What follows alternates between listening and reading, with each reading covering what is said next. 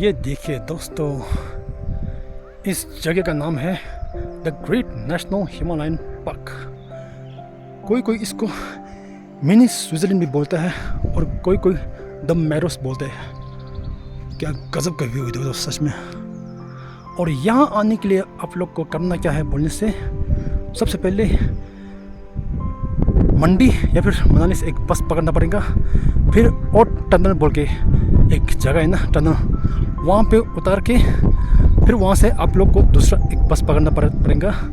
और वो जो बस जो है यहाँ तक डायरेक्ट पहुँचता है शांगड़ तक। बस का टाइमिंग जो है 2:20 से 3 बजे के बीच में बस आता है। HRTC का सरकारी बस जो है ना, और बस का किराया रहता है 66 रुपीज़। और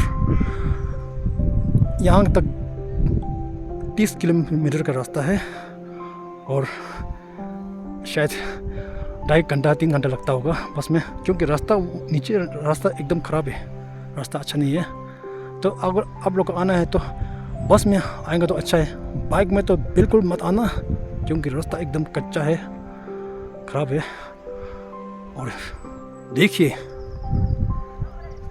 इस जगह को देख के कौन सा गाना गाएंगे दोस्तों, कमेंट में लिखना ज़रूर।